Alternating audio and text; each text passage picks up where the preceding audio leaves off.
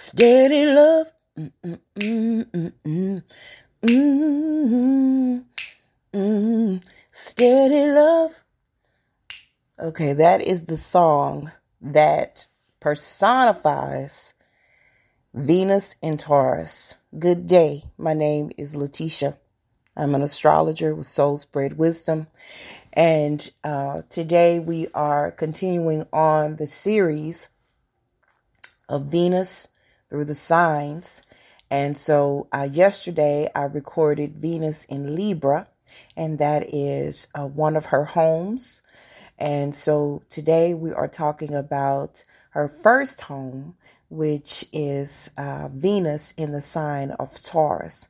Of course, Taurus is the second zodiacal sign, and it comes right after the fiery, blistering, dry Aries. And we come from that into fixed, solid, stable earth, which is a feminine sign. And so Venus, of course, at home here takes on a different flavor than she does when she is in the cardinal masculine air of Libra. So, of course, all of the earth signs are feminine. So it is here that we, let's take a look at Venus. So what does Venus want? What is it that she likes?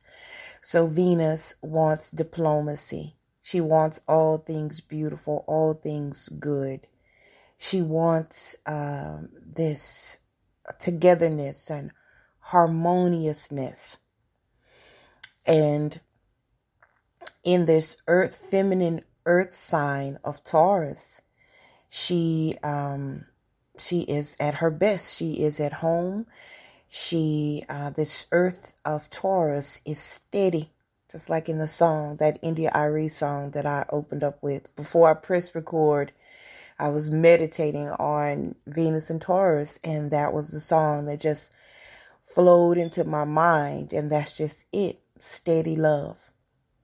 Whatever it is, Venus here is about steady. It's loyal. It is immovable, because that is what the energy of Taurus is.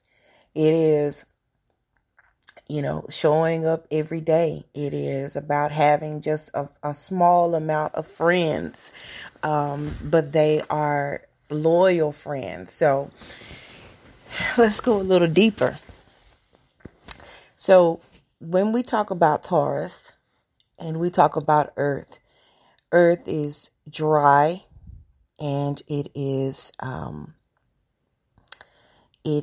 dry and moist. That is what we have when we talk about Taurus, because Taurus as a fixed sign is one of the most stable, one of the most dependable. You can set your clock by the methodical way that Taurus operates. So when we talk about Venus and we talk about love, because Venus rules love, we are talking about a consistency and a stability, as it is in all things that have to do with diplomacy and love and commitment and marriage and beauty. So Taurus is associated with all of the five senses. So the hearing is heightened, and the vision is heightened, and the taste and the sensitivity to touch and the sensitivity to smell are all heightened. So with this Venus here in the sign of Taurus, there is an elevated palate. There is an elevated idea of what beauty is. But because it is earth, there is a simplicity to it. So oftentimes we find people who have Venus in Taurus, people who have great ears as it relates to music, and a great eye for beauty, and an ability to tap into all of the arts. We find actors with this Venus in Taurus, and we find of course, musicians, and we find interior decorators. So the same, we said about Libra, but with Libra, it is more of the mind. It is tapping into this higher way of thinking as it relates to what beauty is. There is a more sophisticated way of moving, and the idea of love and the idea of beauty are more ethereal when it comes to Libra. And so when it comes to Taurus, and we say ethereal, we're talking about in the air. We're talking about in the clouds, looking at the tapping into this air, this vision of air with Libra, something higher. Not necessarily just dealing with the tangible things of the earth, and the simple things of life, finding beauty in the simple things of life, like, with the flowers and the grass and so forth. There is when we talk about, so if we were comparing an interior designer who has Venus in Libra with one who has Venus in Taurus, to me, now this is my take on it, Venus in Libra would have a beautiful aesthetic as far as what the interior design would look like, but it would be more complex. It would bring in perhaps the things that are associated with air, the colors that are associated with air, with the swords of the tarot. When you think of that, the silvers and the blues and the and designs that are more perhaps more advanced, that are more on the edge, that are more bringing in, a mixture of masculine and feminine. When you think of ideas of furniture that are not necessarily practical, but they are very beautiful to look at. But, they wouldn't be practical for, the children running around and, just coming in and lounging about on the couch, So I'm thinking of those pieces that would maybe be smaller, but again, less practical, but beautiful artistically. But when you think about Venus in Taurus, and we take the same idea of the interior designer, we are looking at those pieces, those big, leather pieces, that are beautiful, but they could be rustic, if you will, and they could be still have a symmetry to them, but they are more earthy and more, again, just down to earth, more practical, beautiful and clean. But it would be the place where all of the family could come over and lounge, and, these big pieces of furniture and room for everyone, but everything is still in order and in place, and it's not to be moved with Taurus. But it is, again, my mind goes to, the browns and the earth tones and the creams and these types of things. And this is just an example, just to try to give you an idea of the difference between Venus in her home and this idea of beauty as it relates to Taurus versus Libra. And so this is just, one simple example. And so again, Venus in Taurus, when it comes to a home and home life, there is this idea of having things steady and immovable, and making that choice in love and being able to stick to it and being able to go the long haul and making a decision to be with that partner, and that is where they remain. And if they make a decision about what is beautiful to them, whether it be with their clothing or whatever it is, then that's where they stay. And it is difficult to move the Venus in Taurus anyway. Like we talked about with Venus in Libra, there is this, the challenge for the Venus in Libra is oftentimes being conflicted about what it is that they need versus what another needs. And that's not really the case with Venus in Taurus, because Venus in Taurus, first of all, is in a younger position in the zodiacal order of things. It's the second house, not the second house, I'm sorry, the second zodiacal sign. So in that, the representation of it represents a younger version, if you will, in the zodiacal order. And it is more primal. It is more primal. It's not really at the place of sacrificing itself for the other necessarily. All of the ways that it shows up and all of the needs for the Venus and Taurus are primal. It wants stability. So that is why it, when it makes this choice of being with this person, or when it makes this choice on the types of colors that it likes or the types of foods that it likes, it does that because it wants stability.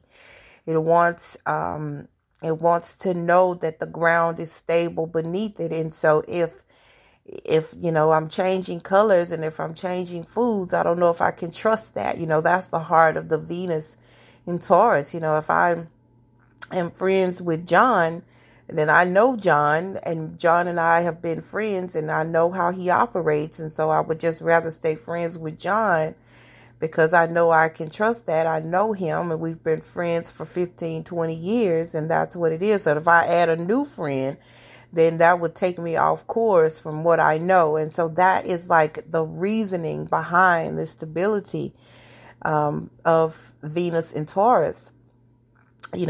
I know how to relate to this one particular person or these two people. So they don't have necessarily a lot of friends around them because that is too much flux and too much change.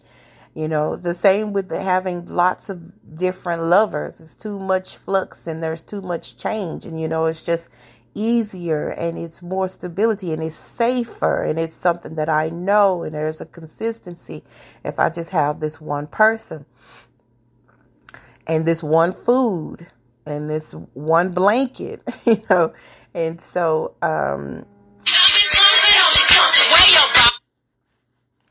okay, I'm sorry about that. My phone rang in between the recording and so I'll put that on mute. So for Taurus, Venus in Taurus,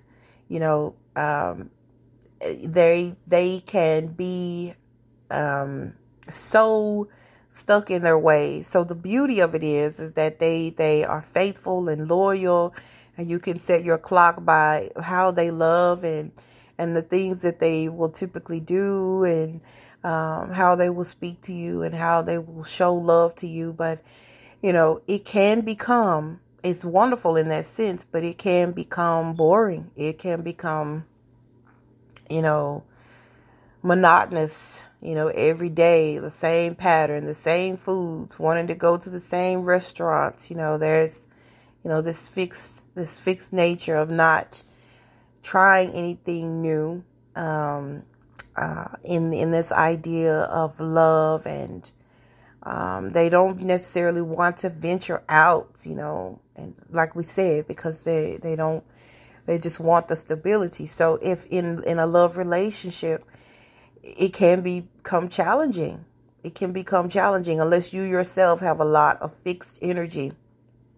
Then it can be really challenging to be with this person over time if you need to have various if you need to go to various restaurants, if you need to have various scenery, if you need to have various outlets for entertainment and so forth. Venus in Taurus, that's challenging for them to do. And so you need to know that. And so, and weigh that in the balance. and you will not be able to make them or coerce them or convince them or manipulate them into doing anything differently than what they want to do. Because once they have settled on what they love and what they enjoy and what brings them